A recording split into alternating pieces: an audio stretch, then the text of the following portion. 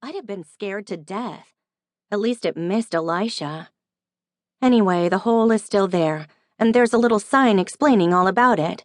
The bullet hole house is on all the maps of Concord, and tourists are always stopping to take pictures of it. They take pictures of everything in our town. You can't turn around in Concord, Massachusetts, without bumping into history, my dad says, and I guess he's right. The front door opens and someone runs out, but it isn't a Minuteman and it isn't a redcoat. It's only Kyle Anderson. He swats me on the head as he passes my seat.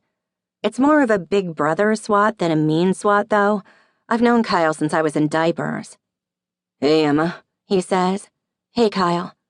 Behind me, Becca and Ashley chorus their hellos, too, but Kyle ignores them and takes a seat beside my brother. Kyle and Darcy are best friends. The bus lumbers on, round white-steepled Monument Square and on past Sleepy Hollow Cemetery, where all the famous people of Concord are buried, patriots and soldiers, and writers like Henry David Thoreau and Ralph Waldo Emerson and Nathaniel Hawthorne and Louisa May Alcott.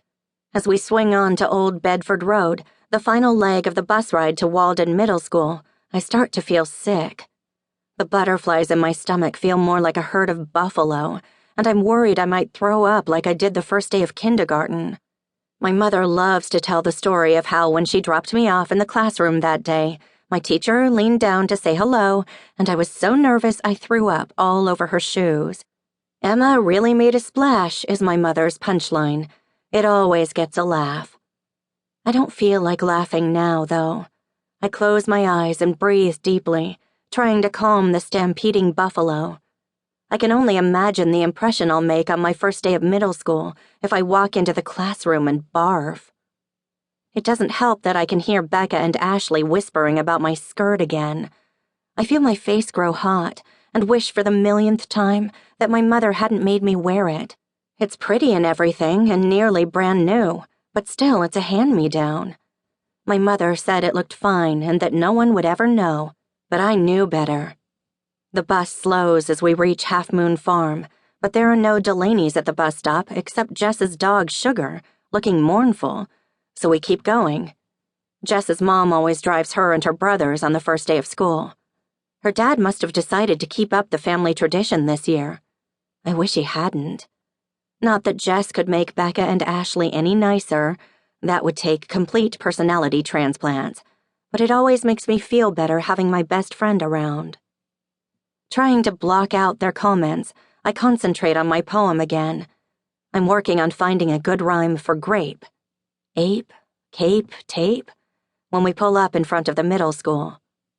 Mom made Darcy promise to take care of me this morning, and he herds me confidently through the crowded lobby. Everybody's pushing and shoving as they crowd around the lists posted on the wall by the office. Darcy runs his finger down the 6th grade homerooms and jabs at my name when he spots it. "Miss Morales, 6C, he says. I must look panicked because he smiles at me and pats my shoulder. Darcy's pretty nice for a brother. "Don't worry," he tells me, "you'll like her." "How about Jess?" He looks at the list again, then shakes his head. "Sorry, Em, she's in 6B with Mr. Flanagan, but he's a good dude, too." As Darcy steers me down the hall towards 6C, I console myself with the thought that Jess and I will still probably see each other for most of our classes. We're both in all the advanced groups. "Have fun," my brother says, leaving me at my homeroom door. I nod weakly, still feeling nauseous.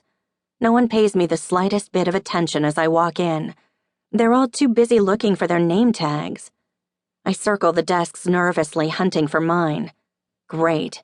Miss Morales put me right across from Megan Wong. I slip into my seat and slant a quick glance at her. Megan is flipping her perfect shoulder-length black hair around and showing off her new earrings to Ashley and Becca. She must have gotten her ears pierced over summer vacation. Jen Webster arrives and comes over to join them. The 4 of them travel in a pack like wolves. The Fab Four, Darcy calls them. They like it when he says that. That's because they like my brother. Darcy's a jock, and the girls all think he's cute and call our house all the time to talk to him. Darcy and I both have the same short, curly brown hair and brown eyes, but so far, nobody thinks I'm cute.